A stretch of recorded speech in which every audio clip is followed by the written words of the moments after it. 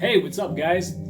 I'm here with the Yamaha BBP35. Now, with all of Yamaha's BB series, this is the top of the line. I believe they have the 200 series, 400 series, 700 series, all great bases, and yet this one is the only one made in Japan. I believe the other ones are at least Indonesia, maybe China. I could be wrong. You might want to fill me on that. But like I said, this one is made in Japan. It's also the only one in their line made one at a time. And as I've heard, it's made by Yamaha's best craftsmen that also do like the Patitucci bass, the Sheehan bass, the Nathan East bass, all this nicest basses that they make. And this, even though it just looks similar to their lower line basses, and it looks fairly basic as they revamp a lot of the design for this current model, it's pretty much a beast. As people have said before, I really haven't seen many reviews on this bass because I think, as with a lot of Yamahas, it's a big sleeper. But the thing is built like a tank. As soon as I pulled it out of the case yesterday, really nice hard shell case, by the way, with a Yamaha discreetly embossed on the side, no big logo on the side of the case, which I actually think is kind of cool. But because you're not like bragging to the world, oh, look what I have. If you want to, that's fine, but I've never been like that. Anyway, I pulled it out of the case, and first thing I always like to check, are there any gaps in the neck pocket? And it's as tight as can be. And I'm guessing that's probably a contributor to, let me mute this for a second, this really nice 6-bolt neck joint.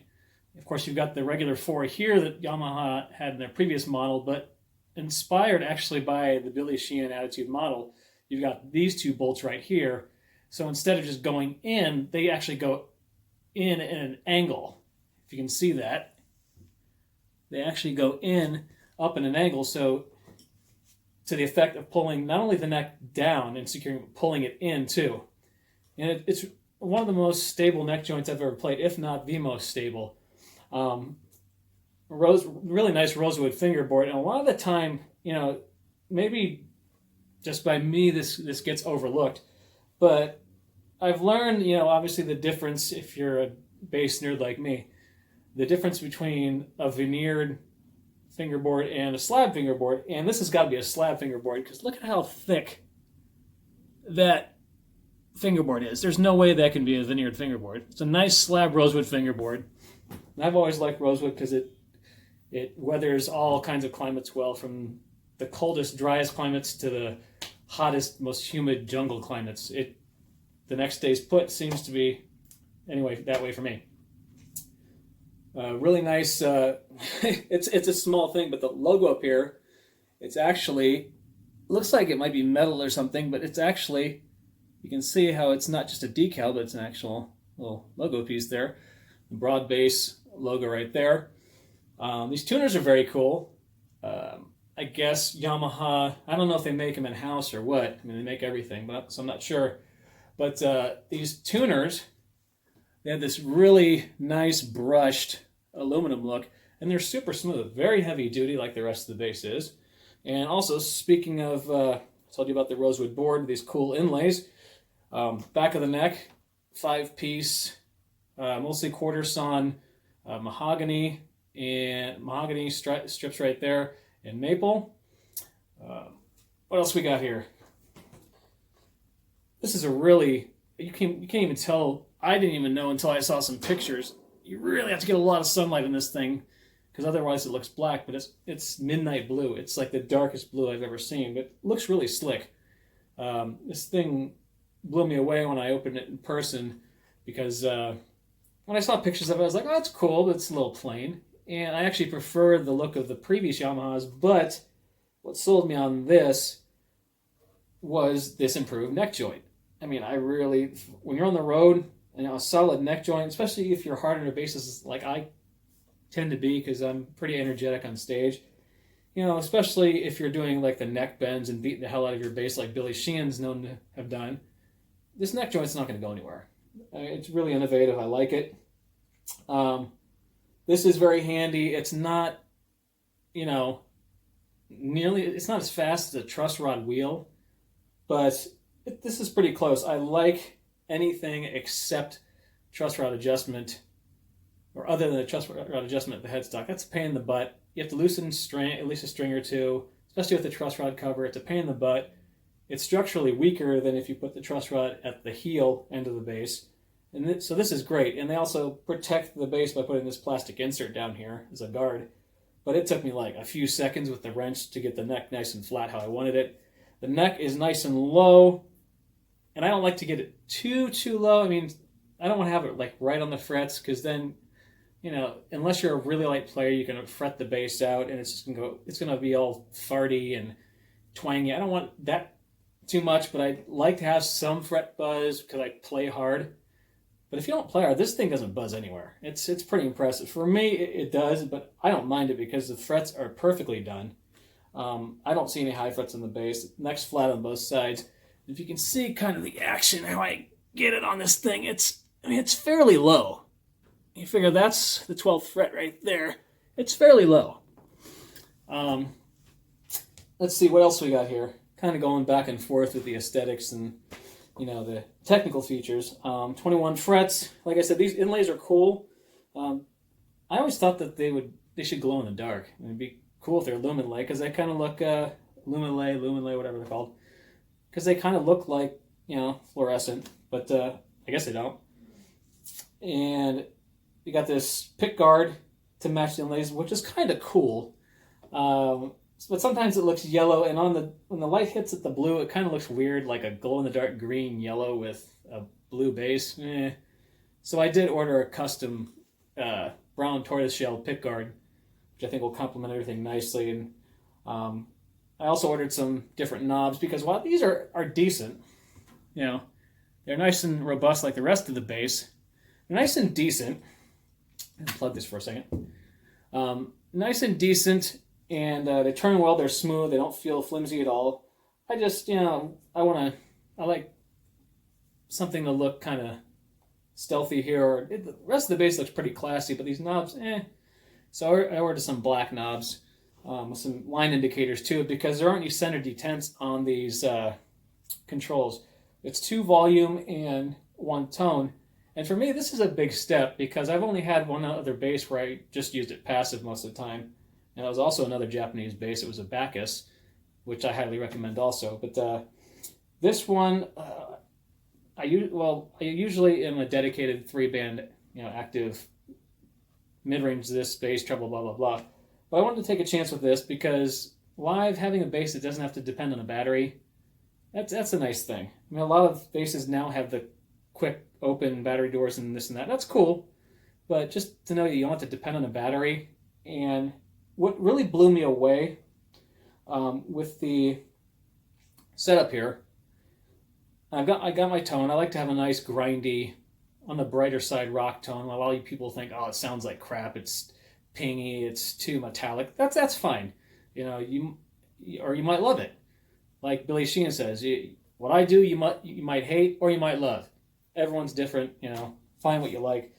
But I like to have that modern, grindy, almost kind of like an Alice in Chains bass tone.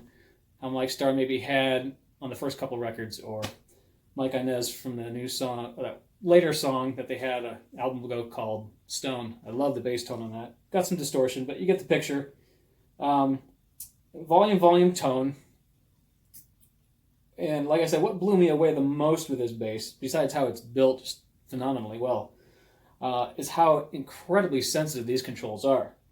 I mean, literally, you turn them like that much. See my fingers barely moving. You turn it like that much, you get different tones. And the tone knob can really get stupidly bright. It doesn't seem to get harsh, really, because it kind of always holds that old schooler sound in, if that makes any sense. But you can get a nice modern grind too.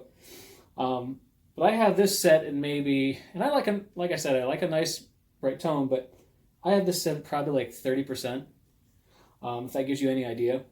Because these pickups are powerful. I'd say just above medium, not really high output, as people have said, because I have to turn this thing up almost all the way on my amp. whereas my active US PV Cirrus, I turn up halfway because it's got 3-band active variable mids and that stuff. But with this, the J pickup is pretty darn powerful. I almost have to watch it on like little power slides on the B string because in my headphones it farts a little. But a normal bass amp will be fine. They are powerful pickups, let's put it that way. I had no problem adjusting these. They don't wobble at all, they're tight. I like my pickups almost right into the strings to give kind of like a ramp. P pickup, I mean, if you solo it, especially if you turn the tone knob up, I mean, you get a P bass sound from hell. It's pretty friggin' awesome. I don't know if it's Billy Sheehan, cut through because he uses a lot of distortion, but it's pretty impressive. The J pickup, you can get a dedicated Jocko burp tone by canceling out the P pickup and just hitting the J pickup. I like how, like a lot of good pickup manufacturers in the know, if you can see this, maybe, I don't know if you can, but the pickups, or the pickup pulls on the J pickup are staggered, get slightly higher towards the middle, kind of follow the very slight radius of this bass. I'll let you see the radius again, maybe. I could try to do that. There's really not, it's a fairly flat fingerboard, which means you can do it in a lot of nice bends and you won't fret out notes. It's a fast bass. You can play really fast on it. The upper fret access could be a little bit better. I'd like to see the 21st fret be a little more out of the way of the body, but I've got my PV for the high register soloing if I want and everything. And this is like a meat and potatoes bass, and it seems from what I've been hearing in my headphones, it does it extremely well. And I have a feeling it's going to sound pretty big live. I'll know in about, my first gig with this will be on the 18th. I'm going to rehearse with it on Thursday, so I'll have an update at that point. Let's see what else we got jumping around here some more. The bridge, we'll get back to the tone in a little bit. The bridge looks, pretty standard. Although these saddles, not only are they convertible, as they call them, let's see if you can see how it's kind of twisted around. You can put it that way. You can leave them normal, rounded, with a rounded side up, or you can put them like that, how Yamaha did from the factory on the B string, and flip it up so the angled side is having the string set on that.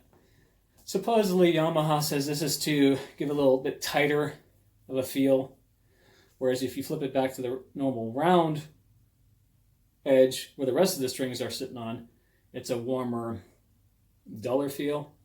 I haven't tried that yet. I might experiment, but right now it sounds great as is. It insulated very easily. The saddle screws and threads adjusted easily for the up and down action. And like I said, it does look like a fairly typical bridge. It is pretty with the embossed Yamaha logo down there. But this thing has seven screws holding the sucker down. Let's see if you can see that. There's about 4 on the bottom, and there's one, they're kind of hidden on the top, but there are 3 on the top. I mean, the most I've ever seen, 6, like a Badass or something like that, or I don't even think the Babbitt's bridge has that many screws. Correct me if I'm wrong. But this has 7 screws. It's super solid. And it's not a quick release bridge, but I play with elixir strings, and my God, even with how much I play, I change strings maybe twice a year because they last so friggin' long. So that's not really a concern to me. Another cool feature that Yamaha thought of, I don't know, again, how legit it is, but I'll take their word for it because this thing sounds killer. Obviously, you know what a string-through body bass is. The strings, instead of being locked back on the bridge, being fed through the bridge, they'll go through the bottom of the bass and up through and get fastened on that way. Yamaha took a different approach and said, well, maybe that's too much stress on the string. So let's put it through let's put it through the back. Let's put it right there instead of back here. So you get a more relaxed angle, but you're still, I guess, getting increased tension by going through there. Similar to what Warrior does. Warrior's more like up here. So it's kind of like a 45-degree angle down here. I have them all put in that way because it sounded good. Like I said, the way it was, how it was strung that way from the factory, so I just kept it that way. I thought that was an innovative feature. Normal strap buttons. That's about it, man. I am nice solid traditional style jack there, not a football shape, just traditional style square jack plate, which I prefer because if they get loose, you can just screw it right back in on top. It's not like a barrel jack where it's hard. You have to go on the inside of the cavity to tighten it. Those are a pain, so I prefer these better. I haven't looked in the control cavity yet, but it's just that simple little cavity there. I can't imagine much is in there because it's just 3 passive controls. And of course, there is enough room if you later down the road want to upgrade and say put like an Audir 2, 3, 4 band in there, stack controls. There's room to do it. I can imagine the wiring's really nice too on the inside, as the back as I had. And what else? Yeah, these controls, man.